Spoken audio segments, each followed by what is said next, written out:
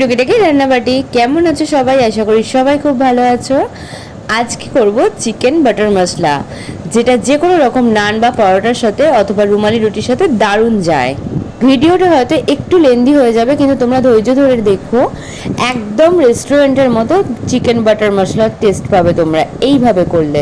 শুরুতে চিকেনটা ম্যারিনেট করে নিতে হবে। দিয়ে দেবো সরষের তেল, টক দই, কাশ্মীরি লঙ্কার গুঁড়ো, আদা রসুনের পেস্ট, নুন, আর সাথে দিয়েছি লেবুর রস ও আর দিয়েছি সামান্য গরম মশলা। সমস্তটা ম্যারিনেট হয়ে গেলে আমি ঘন্টা খানিক রেস্টে রেখে দেবো। এরপর ননস্টিক প্যানের মধ্যে আমি সামান্য তেল দিয়ে বাটা দিয়ে দিয়েছি। দিয়ে এবার চিকেনটাকে সাতে করে নেব। এই যে চুপচাপ শুধু দেখলে হবে, একটা লাইক, কমেন্ট, শেয়ার।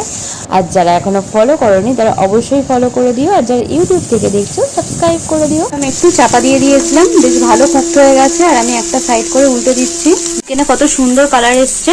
এরপর গ্রেভির প্রিপারেশন করে নেবো। তার জন্য কড়াইতে এলাচ, দারচিনি আর শুকনো লঙ্কা ফোড়নে দিয়ে পেঁয়াজ দিয়ে দিলাম। পেঁয়াজ কুচো দেওয়ার পর পেঁয়াজটা সুন্দর একটু কালার এলে আদা রসুনের পেস্ট দিয়ে দেবো।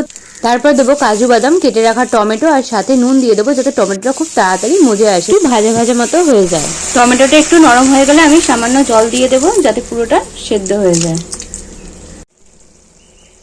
আমি এবার এটা ঠান্ডা করে পেস্ট করে নেবো। আর এই যে টমেটোর খোসাগুলো আলাদা করে নিয়েছি, সেপারেট হয়ে গেছিলো, তাহলে জিনিসটা স্মুথ পেস্ট হবে। এরপর ফ্রাইং প্যানে আবারও সামান্য তেলের মধ্যে বাটার দিয়ে দিয়েছি। আর বাটারটা কখনো শুধু ইউজ না করাই ভালো, তাতে পুড়ে যাওয়ার সম্ভাবনা আছে। এরপর গ্রেভির যে মশলাটা পেস্ট করে রেখেছিলাম সেটা দিয়ে দেবো, আর সাথে দেবো ধনের গুঁড়ো, জিরের গুঁড়ো আর কাশ্মীরি লঙ্কার গুঁড়ো। মশলাটাকে খুব ভালো করে কষাতে হবে যতক্ষণ না তেল ছেড়ে আসছে। যখনই অয়েল রিলিজ করবে আমি দিয়ে দেবো মশলার বাটি ধোয়া জল। জলের পরিমাণটা এমনই হবে, কতটা গ্রেভি রাখা হবে সেই অনুযায়ী। গ্রেভিটা কিন্তু খুব বেশি থাকবে না, বেশ গা মাখা মতো হবে।